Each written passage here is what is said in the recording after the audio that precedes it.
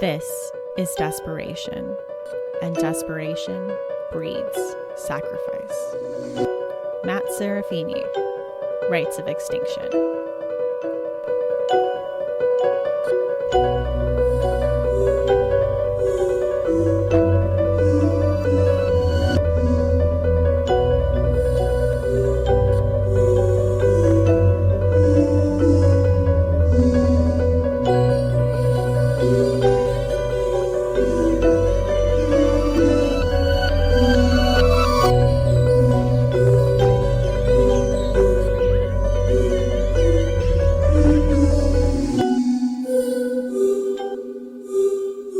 Welcome to Books in the Freezer, a podcast dedicated to the deliciously disturbing world of horror fiction. I'm Stephanie. And I'm Devin. And today the locals are acting rather odd, and we don't quite know why when we talk about folk horror.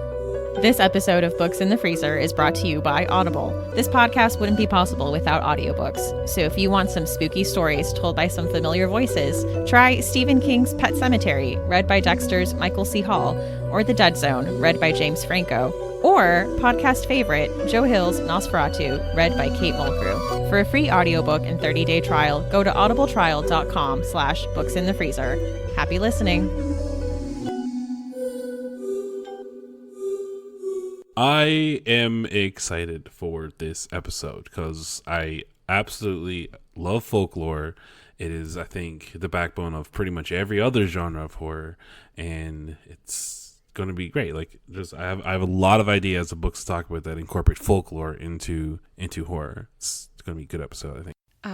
I hate to break it to you, but I think folk horror is a little different from folklore. Wait, what do you mean? So there is an element of folklore in folk horror, but folk horror is a little more specific. I actually do have a definition here from one of the books I'm going to be recommending later in the episode. It had a really good introduction, and it actually said, what is folk horror? And I'll tell you right now. Okay. At its heart, this highly subjective subgenre of horror is weird fiction, firmly rooted in European pagan tradition, with superstition, folklore, belief, and modernity clashing in ill-omened and menacing ways. Oh, okay. I might have to change a few picks. Okay. Yeah, I got this. Okay, let's go. Are we gonna be okay? Yeah. Okay, we're fine. We are fine. So when you say folk horror, you're referring to like the specific genre of, you know, the outsider coming to the small town, and everything seems kind of normal but not quite, and then you have like these weird traditions or superstitions that kind of clash with the beliefs of the main character. You kind of get these little like culty vibes kind of thing from it, generally rooted, as you said, in like paganism or maybe an alternative, you know, faith or religion of sorts. Essentially, it does fall into that kind of small town horror, but like small town horror, like sometimes we get the perspective of the outsider coming into this closed off community, and sometimes we get to look at it from someone who lives in that community and to look through their eyes and how everything, you know, all of these strange things are completely normal to them. So those are kind of like the two setups. But yeah, it's this odd community with some pagan traditions that maybe get violent. Yeah, that sounds about right. Think the Wicker Man. If you do look up folk horror, that is the main example you're going to get. Most roads will lead you to the Wicker Man as like the shining beacon of what they mean when they say folk horror. You're of course referring to the Nicolas Cage masterpiece, right? So Books in the Freezer will be looking for a new co-host. Send your emails to booksinthefreezer@gmail.com. This is my 2 weeks, and have a nice life. Not the beast. God, that is so traumatizing. They're in my eyes. And they're like nowhere near his eyes. Oh God. The unintentional comedy that is the Wicker Man remake. Anyway. Christopher Lee was in the original. How could they destroy such a masterpiece with Nicolas Cage? I'll never know. But yes, we are referring to that film and its remake. With stories like that, there are some, as we mentioned earlier, a lot of these stories have a lot of similarities in their setups. Like, we usually are dealing with some type of religious practice.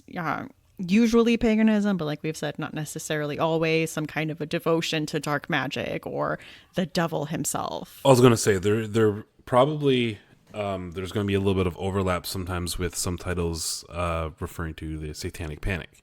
You have people entering a town that's like under the sway of the over the top kind of Satanistic cults and stuff like that. That would kind of blur the line between, I think, folk and. I noticed in a lot of the stuff that I read, most of the rituals were revolving around agriculture. Yeah. Just going back to its, real old roots. Well, yeah, that will bring us back to the Wicker Man, the premise of it, and this is kind of a spoiler. I'm like, yeah, spoilers for the Wicker Man. Sorry, guys. Well, I mean, it is a 50-year-old movie now.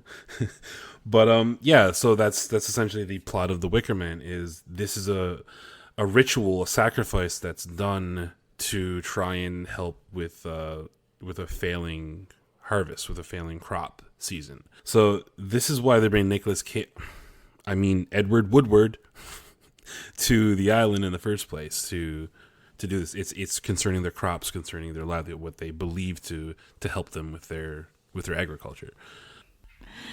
And I think it's interesting to look at where the horror is coming from in a lot of these books. Some of them are the rituals themselves. And it's interesting to see in some of these books whether we get to see any evidence of the supernatural, because a lot of the times the horror is just how far people are willing to go, for their beliefs. Right. The sheer fanaticism that some people will go to and what they will justify to themselves by using those beliefs to do it. Because we're dealing with the horror genre, sometimes it's just a collection of people with these beliefs that are carrying them out to a very extreme degree. And then there are other times you'll actually have legit supernatural elements in play that is orchestrating these things. So you end up getting a nice diverse kind of presentation. It's not all just, this is a crazy town of people that thinks really weird and they do horrific things. Sometimes there is actually a supernatural entity or force behind everything happening. Or you see this deity that they worship. This might be a bit of a stretch, but in a way you could look at the town of Derry like that in It, because the adults in that town are under the sway of the creature, of the entity, It. And of course, just the topic of folk horror in general is kind of in the zeitgeist now because of Midsummer. Now, that is a movie I have yet to partake in viewing. So, Steph, what did you think about it? I enjoyed it. I will say, personally, not as much as Hereditary, but it was a movie you saw. It was fun while you were watching, and then never thought about it again. I mean, I've thought about it since then. Oh, so okay. It had some good gruesome moments. I think the funnest part was going to see it with my sister, who does not watch a lot of horror movies, and she is very, I'm very calm, and she's very expressive. Okay. So in the theater, it was a lot of, there's a few scenes of just gore, and Ari Aster does a good job of building up the tension. I will say, when the Americans get there to this little town in Sweden, there's an act of violence that happens right away, and all of these formalities and not necessarily rituals, but practices leading up to it, these special dinners and all this stuff is happening. And my sister leans over and she's like, "What's going to happen?" And I feel like I was like, "Obviously this." And she was like, "No." And then it happened and she screamed. See, that is primarily my favorite thing about horror movies, horror television shows, horror in general, is that even the worst, cheesiest, schlockiest kind of story you can imagine can still be enjoyed with the right people. The experience of it is enough to come up with it. So I mean, yeah, that sounds awesome. I like having friends that will watch horror movies but don't necessarily enjoy them. That sounds horrible on my part. Oh man, my sister was so nervous that when the credits don't roll, it has a very long and dark cold opening, and when the credits rolled, my sister, who's a loud whisperer, She's like, I very much regret you talking me into this. That sounds like a good evening. Yeah. Folk horror itself has only been like a term, like the term folk horror describing this type of horror has only been around for 10, 15-ish years, I believe. I do have a source that cites that one of the first mentions of it was back in 2004, and I may be wrong on that, so don't necessarily quote me on the year, but Pierce Haggard, the author of the story Blood on Satan's Claw, coined the term early. So the term itself is relatively new. It's only been around in the 2000s, so the last 15, 20 years tops. But the genre, that is quite old. Just to talk about some movies you probably have heard of, Children of the Corn. Children of the Corn hands down fits the description of folk horror to a T. Also, a movie I'm going to stick up for. I enjoy Children of the Corn. You enjoy Children of the Corn? Yes, I did. I know you've disparaged it in past episodes, but I'm just here to say I like it. I'm not... Okay, this may contradict something that I may or may not have said. I'm okay with Children of the Corn, period. Stop. As in no more movies. Stop there. Just no more. No Children of the Corn 2, 3, 4, 5, 6, 75. Children of the Corn 1, the original movie, I'm okay with. It's fine. I haven't seen it in a long time, though, so I might need to rewatch it. But I'm okay with it. But that's the extent of where I'm going to go with that. Yeah. I mean, I don't delve too far into franchises. So, yeah, I'm only talking about the first one. Okay. So, okay. I can concede that. If I have slandered the Corn prior, I apologize, but anything else. So, and the Wicker Man that we mentioned already, that came out in 1973. And 2006. 1973, exactly. Yeah, the Wicker Man just fits it. I mean, we mentioned this earlier. It just fits it so perfectly. Like a outsider comes to this closed off society that has these strange old fashioned beliefs, and things don't go well for that outsider. Yep. And that's what I mean. Like, that's why every single response to the term folk horror you'll find online will mention at least the Wicker Man or use it as its primary example. We also have the Vavitch.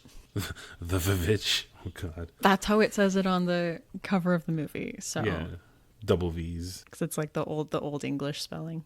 Well, like the subtitle for it is literally a tale of New England folk horror. The Blair Witch and the Witch are actually really similar in what they focus on, because you're focusing on this group of people. I mean, in The Witch, one of them is, exiled from their community, and they go to they find this clearing, and this is where they decide to, build their home and settle down, but they are unwanted there. And in The Blair Witch, you're following this group of people making this documentary, doing research. And in both cases, you do know that it is pagan in nature. Even though, yeah, you don't get to necessarily see this community. You don't necessarily get to... There's not a lot of screen time dedicated for the witch or the witches. Right. No, that's the thing. Like, with the Blair Witch, you do see it in the sense of the first 30 minutes or so of the film, where they're interviewing people, and the way they're talking about the tradition, the Blair Witch, the legend, all this stuff. You can see the influence it has over the people in the town. All the while, it doesn't necessarily play a huge role in the events that unfold, because that's more about the main characters and their direct confrontation with this force in the woods.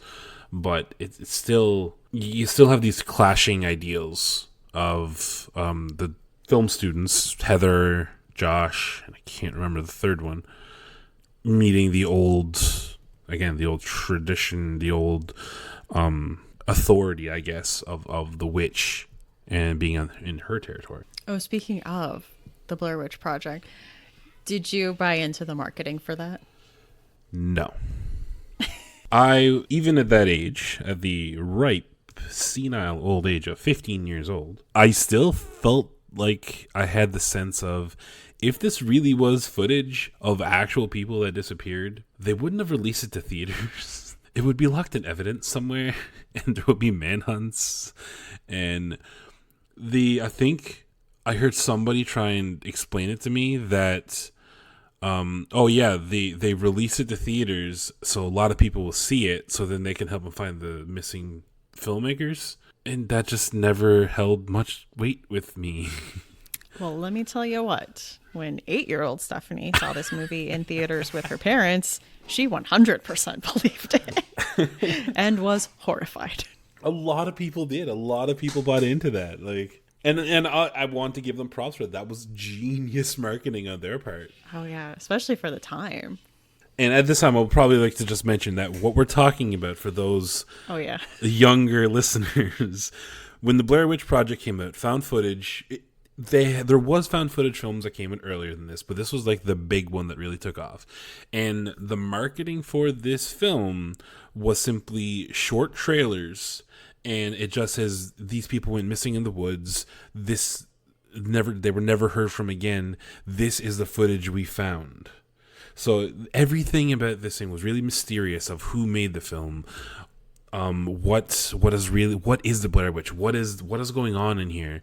And it was really hyped up that this really was footage that was found, hence the whole found footage kind of moniker. And yeah, there was lots of people going and saying this was the scariest movie of all time because a lot of people went believing it to be true, including young Stephanie here. It also doesn't help my gullibility in that I didn't see it when I first came to theaters. Our theater back home, if a movie came out this week, we might get it a month from now or 2 months from now. So it was a fair length of time before I could actually go to a theater and see it. And by then, they were, I think, on like a Tonight Show or something. Like they made a public appearance. Oh, so it was. So the whole illusion was ruined. Pretty much. But I still loved horror at that age, and I still went into it to be like, okay, I'm just going to pretend this is real. I tried doing that with all of them. Like, you have to immerse yourself in a horror story, whether it's a novel, a movie, whatever, to really get the full power of it. And Blair Witch was really immersive. I'll give it that. I can't deny that. And of course, as we mentioned earlier, the movie Midsummer that came out this year, 2019, the second film by Ari Aster, who did Hereditary, and that follows a group of Americans who go to a small town in Sweden with their friend for a kind of a festival, and things go wrong. Poorly, bad. And I saw a tweet about this, and I was like, yeah. So this has William Jackson Harper, who plays Chidi on The Good Place. And he's just a character that's been put in like a weirdly specific typecast of like man who is too obsessed with his thesis to like a dangerous point. Okay, fair. I was just like, what a weirdly specific like type to be. Well, if he plays it well, he plays it well. Yeah. So I was like, you're just kind of playing Chidi, but okay. The last thing I am going to mention that needs to be mentioned about this before we go into our recommendations is what I believe to be probably some of the oldest examples of folk horror I could find, and that is the works of H.P. Lovecraft. Because honestly, just about everything that guy has written could be classified as folk horror. You look at Shadow over Innsmouth, you look at the Dunwich Horror. It is all about these investigators. They're coming in with these entire communities that are based around these ancient traditions and working towards these rituals and kind of undergoing these transformations. And there's so much to the cosmic horror of Lovecraft that almost entirely fits within folk horror. But, you know, we're talking about 80 years before folk horror was a term. So although I'm not going to be recommending as part of my pick for this week, one of those works, I would be remiss not to mention it. If you want to get some really old school folk horror, Shadow over Innsmouth especially, and the Dunwich Horror would be good places to take a look if you are especially if you're into Lovecraftian horror. You ready to talk about some books? I'm ready to talk about some books.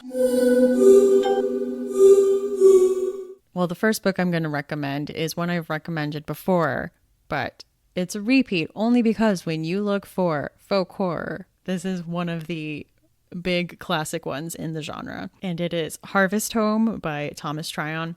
This follows a man named Ned and his family. They're looking for a change of pace. They live in the city, and so they move into this idyllic and rural town named Cornwall Coombe that really seems too good to be true. The houses are all beautiful, like the town square is very quaint. Everyone seems very nice. But of course, we are dealing with a small town with a secret, and that secret is within the folk horror genre. I don't want to get too far into like what it is necessarily, but yeah, outsider moving into this town, things might not go so well for him in his attempts to fit in with this town, but also figure out why everyone has been acting so weird. So what I love about this book is that it spends, like I would say, the first half of the book is, setting the scene and getting to know this place and its characters. And I remember reading it. This was the first horror novel that I had read in a long time. Like this was one of the first books that kind of got me into horror. So I felt going into this, and maybe I was naive, but I was also disarmed, I guess, the first half of this book, just learning about this like cute little town. And I'm like, this is a cute little town. I don't know what's possibly wrong with these people. Everyone seems so nice. Guys, I would do great in a horror movie. Of course. Yeah, I'm like, I don't know what is wrong. Everyone seems so nice. Everything seems... I was under the spell of Cornwall Coombe, much like Ned and his family. But then... yeah, the second half of the book kicks in and things start to get dark. And what I loved about this book is that it had a great ending, because I think, closer to like the 75% mark, I'm like, I think I have an inkling of like what's going on here. And even with that ending is still pretty powerful, even if you can kind of figure out what's going on. It just sticks the landing so well, in my opinion. Even if you, like me, kind of can figure out where this is going. And with it being in this episode, I mean, I guess you can also kind of like guess what's going on. But even knowing all that, I thought it was still very well done. As for where I would rate this, I would put this in the fridge. Like I said, it does take a while for things to happen, but when they do, you're invested and it's worth it. And it does get fairly dark. So I would say fridge. So that was Harvest Home by Thomas Tryon. This is going to lead me to my pick. My pick is actually I'm not sure if the technical term is a short story or a novelette. It's kind of somewhere in between the two. I think it's more of a novelette, but it is called The Night Whiskey by Jeffrey Ford. You can find that in his short story collection called The Drowned Life. Now, I can't give a whole lot of the synopsis of it because, as we talk about with short story collections, they're so short it's kind of difficult not to give stuff away. However, I will say this is quite an enjoyable read. It takes place in, as you guessed, a small, remote community, very isolated from any other larger center. He makes a special point early on to establish the fact that there's nobody in this town that isn't just passing by on the way to somewhere else. It's one of those places. The Night Whiskey itself is a brew that is derived from what they call death berries. These death berries, as far as the narrator is aware, only grows from the carcasses of dead animals. And what happens is they harvest these berries, and eating them by themselves will make you violently ill. But fermented in this secret way that only like a handful of people know, and it's been passed down for generation to generation, it can be fermented into this really strong and the best tasting whiskey you'll ever have. This story takes place on what's called the Drunk Harvest, in which there's this lotto kind of thing where a number of the community are drawn in like a lottery kind of thing to taste some of the night whiskey. The whiskey makes people behave quite strangely. This takes place on an event in the town called the Drunk Harvest. It fits all of the check boxes that we've established that will fit into the folk horror genre. and it's kind of eerie. Uh, like I said, I wish I could say more, but where it is such a short story, I'm already feeling like I kind of gave away a little too much as it is. So I am going to have to leave it at that. But I will say that I haven't read the rest of the short story collection. I bought the collection strictly for this story because it was recommended as a folk horror story. I enjoyed it enough. The next thing I'm going to be doing right now when I finish recording this is read the rest of the stories in the collection. I give it a high recommendation, even though I can't give you much info about it. In terms of temperature rating, I am struggling to not put it in the fridge, but I'm going to come down. Yeah, it is a room temperature, but it does have fridge moments. And like I said, if folk horror itself, like this kind of ambiance, is something you're really into, then it could be a fridge story. Final answer, it's a cold room temperature. So that was The Night Whiskey by Jeffrey Ford from the collection The Drowned Life. Well, my next pick is Rites of Extinction by Matt Serafini. And this follows a woman named Rebecca Daniels. She fits into one of my favorite fiction cliches, which is an alcoholic private detective who has gone through some stuff. She is a PI. She is on her way to Bright Fork to apprehend the man who killed her daughter. This is not an ordinary manhunt, and the town of Bright Fork is not an ordinary town. But there's a lot of strange things about this case. The man she is looking for was her daughter's ex-boyfriend, and her daughter was brutally murdered by this guy. So she is on the way to this town where he was seen last. Just the stuff that she finds when she gets to this town and she sees the hotel room where he was last seen it's in complete disarray. There's some symbols on the wall and things get really dark and off, but there's a lot of things that Rebecca is struggling with. Yes, being an alcoholic, but also the fact that she's been having these visions. She's been struggling with separating reality from these visions, and she can't look into mirrors. If she looks into mirrors, she sees things that aren't there. So there's just a lot of stuff going on at once, all coming together basically in this small town.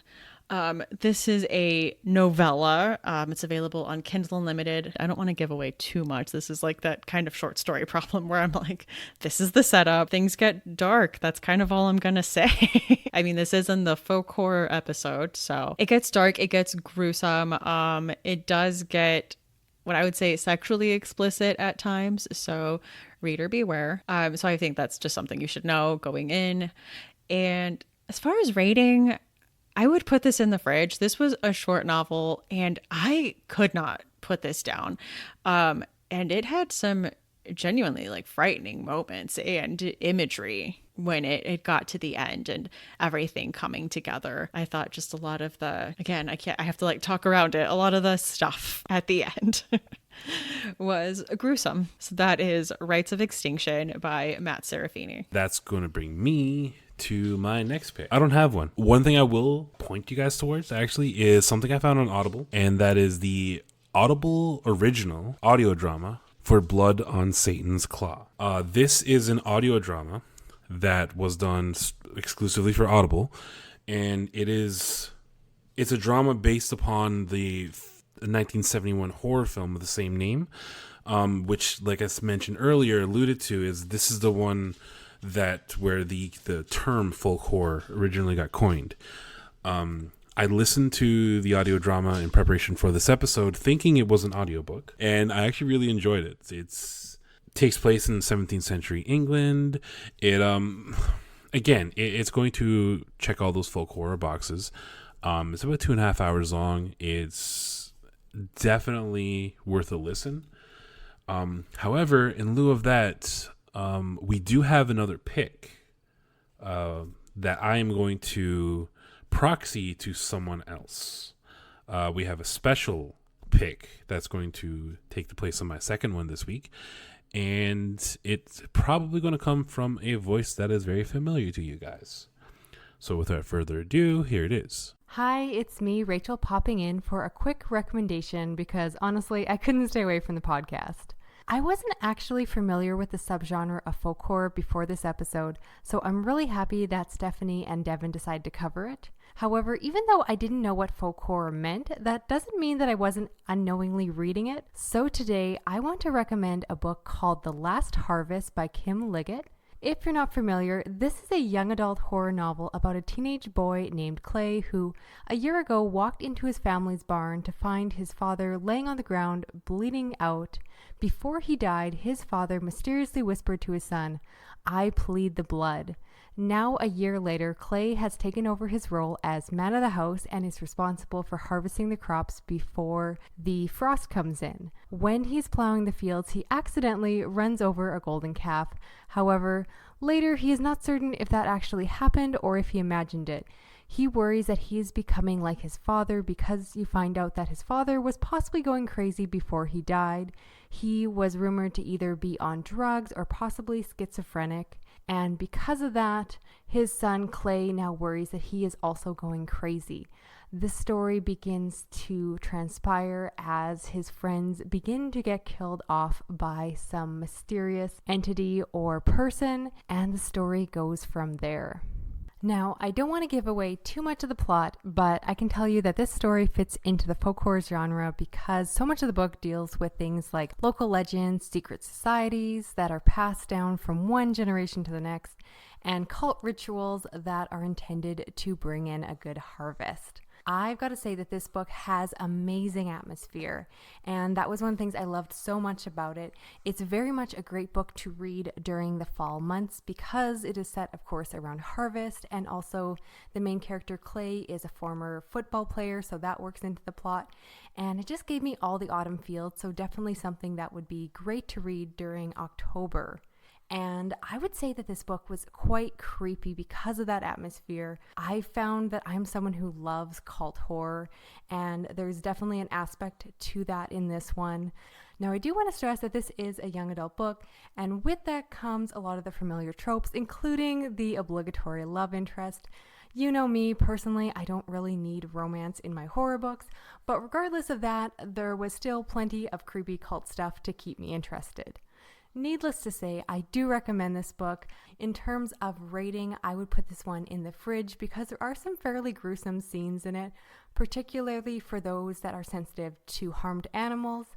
I have definitely found that young adult books can be a lot creepier than I sometimes give them credit to be. Even if they're targeted for a younger audience, it doesn't mean that the author doesn't go to some dark and disturbing places, and I really enjoyed this one. All that being said, I'm going to pass the conversation back to Stephanie and Devin and let them continue on with the episode.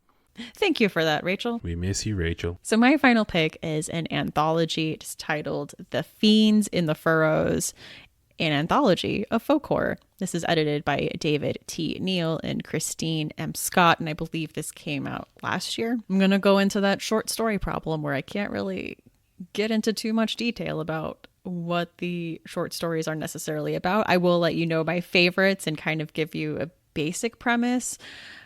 So like a few of my favorites. The first one that I really loved was called The Fruit. This was by Lindsay King Miller. And this is about a community that's tasked with picking fruit with some strict rules. Okay. The second one is titled The First Order of the Whaleyville's Divine Basilisk Handlers by Eric J. We had this problem when we mentioned his short story collection, is that I don't know how to say that last name. Guinard? Yes. Guignard. And this story, I will just say, pays tribute to the snake handling side of folk horror and, you know, rituals and religion. It kind of pays tribute to like that a little bit. And finally, another one I really loved was called The Way of the Mother by Stephanie Ellis. I do not just love this because it was written by Stephanie. It is a good story. It helps, though. Yeah, I mean, I do love Lady Gaga and Stevie Nicks. Weirdly, I'm the only one that hasn't been on American Horror Story out of that. Yet. Still waiting. And that one essentially just deals with some rituals. Again, I don't want to say too much. But what I loved about these is that we mentioned that folk horror seems to be like very specific. Like these very specific things need to be present for it to be considered folk horror. And it was just really nice to see a lot of variety in these stories. So, you know, in some of these stories, you do have outsider coming into this weird town. A lot of times you do have point of view from someone who's lived in this town, and this is absolutely normal for them, and you're just seeing all of these horrific things unfold with a more of a casual tone, and, you know, a good balance between, you know, supernatural things showing up and sometimes people just being violent for the sake of religious zeal. So I thought it was just a very good anthology, especially if you are interested in folk horror. And if you are interested in folk horror, why can't I say that? If you are interested in folk horror in any way, I would say this is a great one to pick up to dip your toe into that. This was nominated for a Bram Stoker Award in the anthology category last year. And yeah, I definitely recommend it. That is The Fiends in the Furrows, an anthology of folk horror. Cool. Sounds good. It's always good to have diversity within these subgenres, especially one so, like you said, so specific and yet very, very difficult to define. Yeah. But yeah, sounds good. It is. It's like a feel. Like it feels like a folk horror. You want me to tell you what folk horror is? Okay, here's like 15 examples of what it is, but don't ask me to literally define it because I can't do it. Are you ready for some chilling obsessions?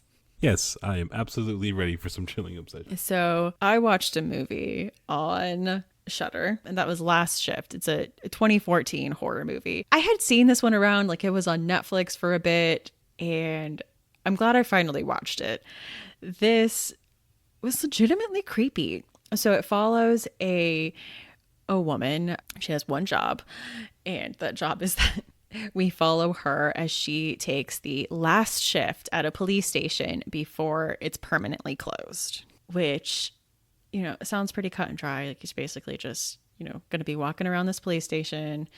It should be like a pretty uneventful night. But of course, we are watching a horror movie, so we know it's not going to be an uneventful night. She is led to believe that the station may be haunted because there were some horrible things that happened, including some Manson-esque murders a long time ago from a local cult. There's some horror movies I can watch and could be completely relaxed. And this one, I was genuinely like uneasy. Like there was tension throughout the movie. I'm like, oh, I don't like this. Definitely would have done that. Don't open that door. Nope, don't go in there. Like by myself. I just thought this movie did a really good job of setting the mood. It had a good use of jump scares. They weren't cheesy or unnecessary. I thought they were very well done. I thought it had a great twists and just really great storytelling. I would absolutely recommend it if you haven't checked it out yet. That is The Last Shift. That is on Shudder. Yeah, so getting back on the Shudder train. Glad to see it. Sounds like a good obsession, Steph. We still didn't get that sponsorship yet, but we're working on it. Yeah. I mean, I'm sure Shudder listens to this podcast and they're just considering it. They have to be. They're going over the paperwork right now. My chilling obsession this week is a game called Apsulov End of Gods. And that is APSULOV. This is probably one of the most interesting yet strangest games that I have played so far this year. It just came out.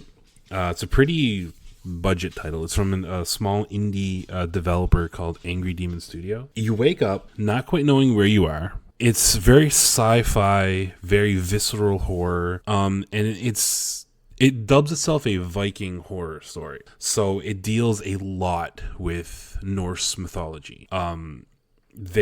The place where you are located, they kind of hint that it is Yggdrasil, the world tree. You get shifted to these other places. They actually call them Niflheim, Jotunheim.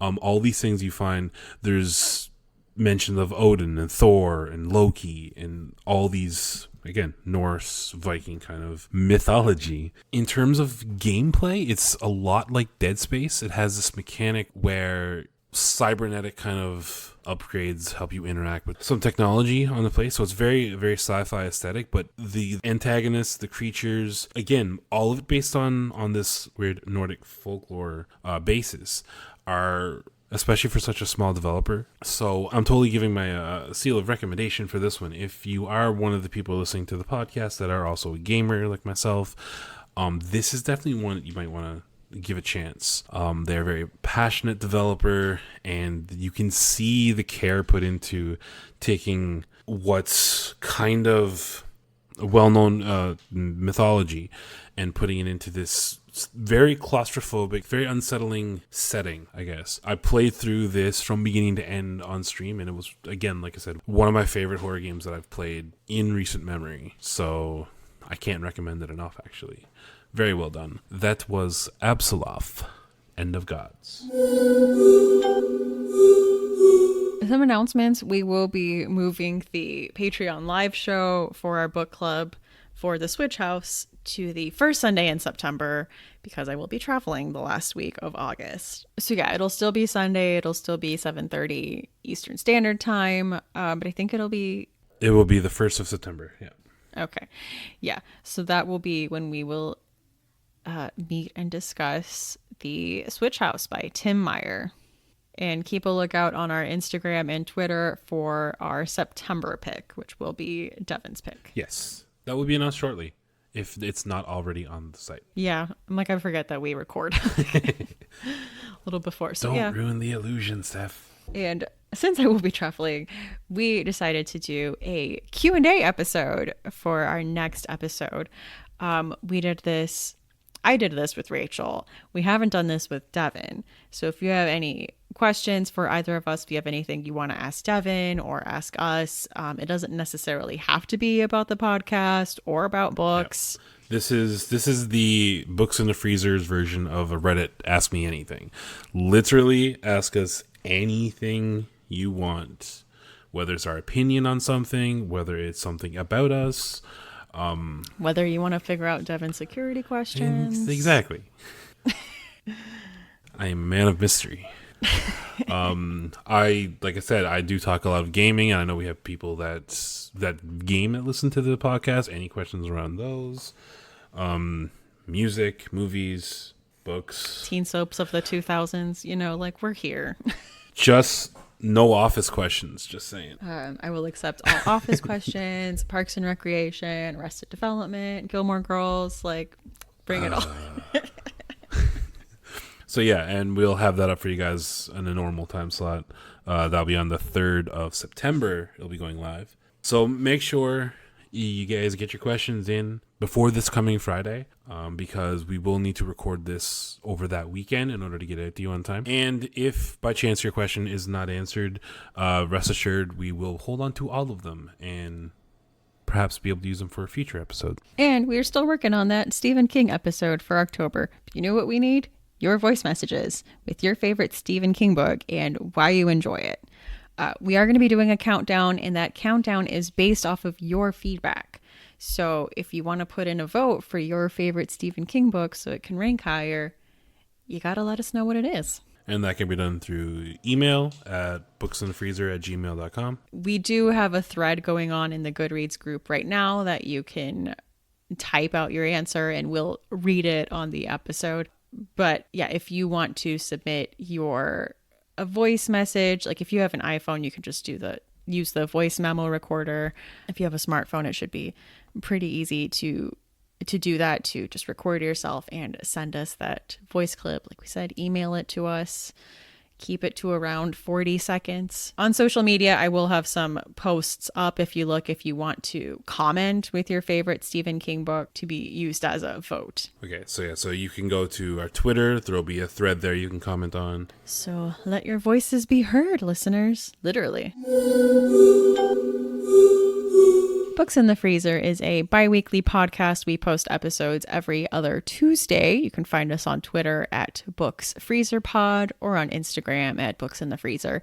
You can find us on Facebook at facebook.com/booksinthefreezer. You can send us an email at booksinthefreezer@gmail.com. Show notes for this episode and all previous episodes are at booksinthefreezer.com. And we are on Patreon as Books in the Freezer. If you would like to support us financially, it is not required. Books in the Freezer is always going to be free. There's just some extra goodies if you would like to help us out and support us. We have a few levels. We have like a $1 level. That's the final girl level. And for that, you get episodes early. You get them on Sunday instead of Tuesday. And you get to know what the next episode is going to be before we release it. We have a $3 level. That's the axe wielding maniac level. And for that, you get to participate in the Books in the Freezer live shows. You get to participate in the book club live shows. You also get access to the Voxer chat for Patreon supporters. And of course, you still get everything from the $1 level. And the $5 level is the Malevolent Spirit level. And for that level, you do get bonus episodes. You get to vote on book club books. And often when we ask for feedback, that will be to the Malevolent Spirit level, and you get all the perks of Axe Wielding Maniac and Final Girl level. Like I said, not required, but if you were feeling generous and wanted to help us out, we do have a Patreon. So you can find us there at Books in the Freezer, or you can support us by leaving us a review on Apple Podcasts, or just tweeting about us or posting about us on social media. Anything like that is a big help to, a small independent podcast like we are. So thank you to all of you that do that every time we release an episode. We appreciate it so much. I'm Stephanie. You can find me on Twitter at lady_Gagnon. That's LADY_GAGNON. Or on Instagram at That's What She Read. And that's with 2 A's. And at YouTube at That's What She Read. Just spelled the normal way. And I'm Devin. You can find me on Twitter at InsomniReads, or you can find me streaming horror games on Twitch at the Indie Insomniac. Join us next time for Books in the Freezer.